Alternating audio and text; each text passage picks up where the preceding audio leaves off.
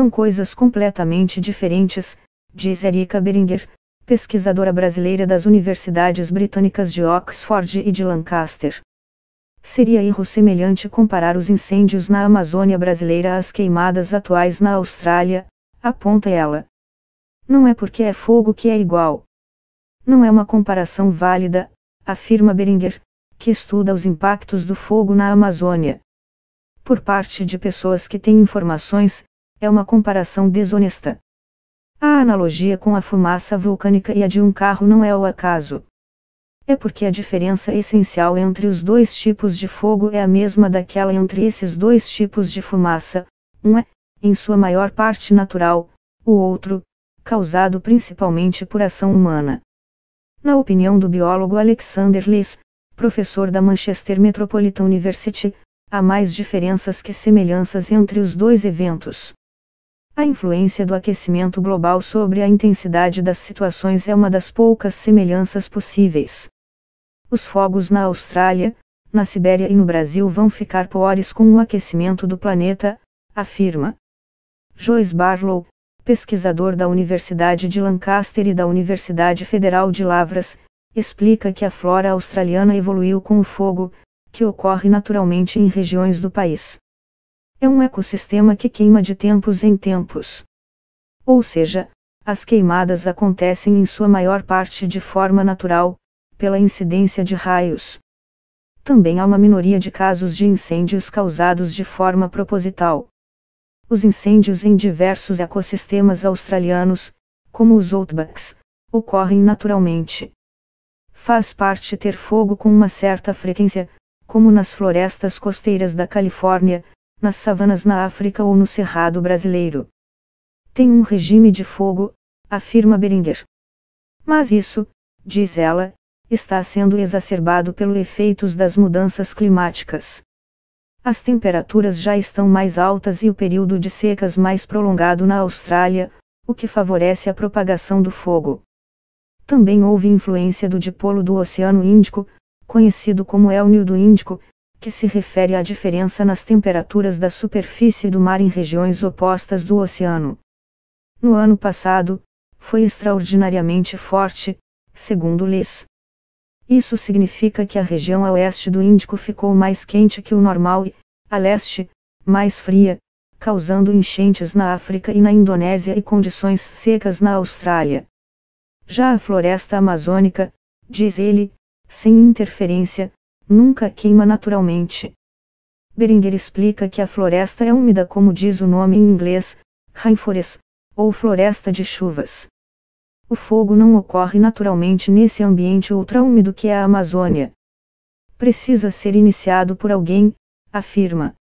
Então, o fogo no Brasil teria sido iniciado em sua maior parte como parte do processo de desmatamento, quando a vegetação é derrubada, colocada ao sol para secar e depois queimada para limpar a área. As árvores viram cinzas.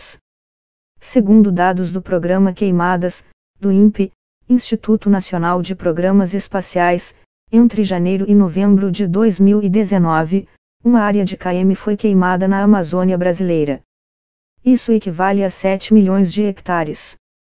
O INPE usa dados de satélite, e ainda está processando o mês de dezembro. Já na Austrália, de acordo com o jornal The Guardian, total queimado desde o início da temporada, em junho de 2018, até esta quarta-feira, 8, é de 10,7 milhões de hectares. O jornal está compilando dados comunicados por cada estado da Austrália. Então, um dado é referente a quase um ano inteiro no Brasil, o outro, a temporada de incêndios na Austrália que começou em junho. E comparar o que aconteceu nos dois países no mesmo ano não seria justo, segundo Barlow, porque o Brasil teve um ano normal em relação à temperatura, até bastante úmido, enquanto a Austrália teve condições climáticas excepcionais neste ano. Para ele, seria menos injusto comparar o fogo na Amazônia em 2015 com a atual temporada de queimadas da Austrália. Em 2015, o fenômeno El Niño causou secas extremas na Amazônia, dando condições para que incêndios prosperassem. O programa Queimadas, do INPE, dá uma estimativa ampla e visão geral das áreas queimadas nos biomas brasileiros. Desenvolvido em parceria com o Laboratório de Aplicações de Satélites Ambientais LASA, do Departamento de Meteorologia da UFRJ, está em constante atualização e validação.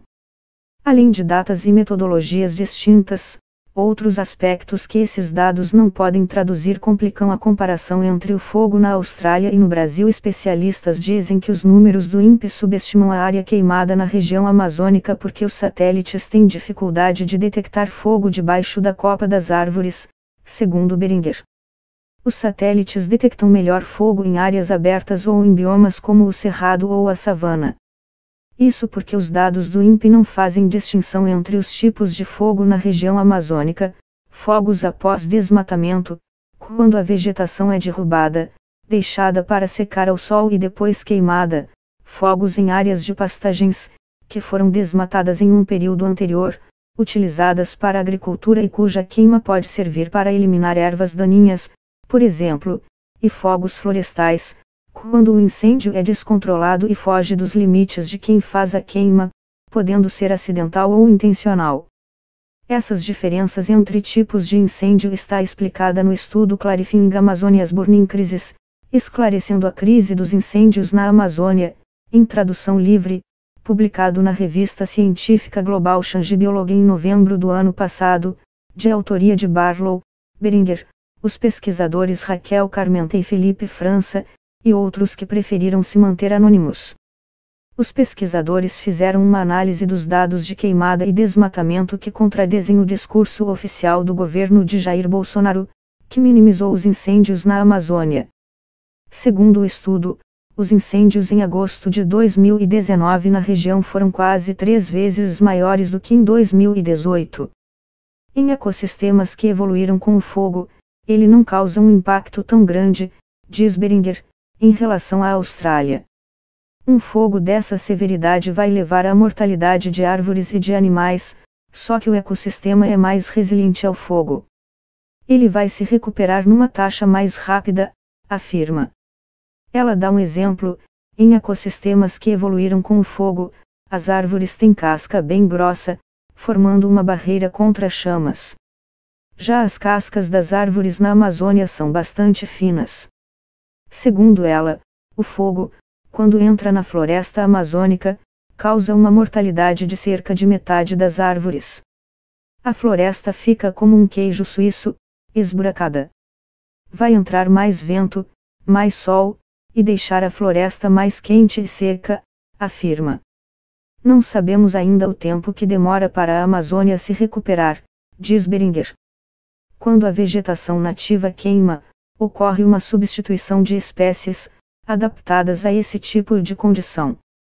Após o fogo, nos 10, 20 anos seguintes, ocorre uma mudança nas espécies presentes na floresta. Há mais semelhanças na maneira como o primeiro-ministro australiano, Scott Morrison, e o presidente Bolsonaro, lidaram com os eventos do que entre os próprios eventos, opina Less. A semelhança está no caráter negacionista nos dois governos, diz Beringer. Em agosto do ano passado, quando os incêndios na Amazônia ganharam manchetes em todo o mundo, Bolsonaro minimizou os dados da NASA, Agência Espacial do EUA, e do INPE. Ambos apontavam maior número de focos de incêndio no Brasil em 9 anos.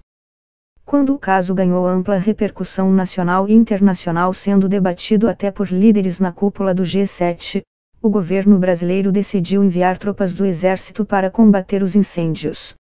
O primeiro-ministro australiano também foi acusado de estar sendo negligente perante a crise e passou, inclusive, alguns dias de férias no Havaí e tem sido criticado por subestimar os efeitos do aquecimento global nos incidentes. A influência da ação humana sobre as mudanças climáticas não é um consenso entre integrantes do governo Bolsonaro. O ministro das Relações Exteriores, Ernesto Araújo, por exemplo, já disse ser contrário ao alarmismo climático. Para Barlow, das universidades de Lavras e de Lancaster, estão tentando fazer com que as pessoas joguem um jogo de o que é pior. Os dois são ruins. Dizer que um é pior que o outro não vai nos ajudar. Os dois governos têm o devem de atacar os problemas.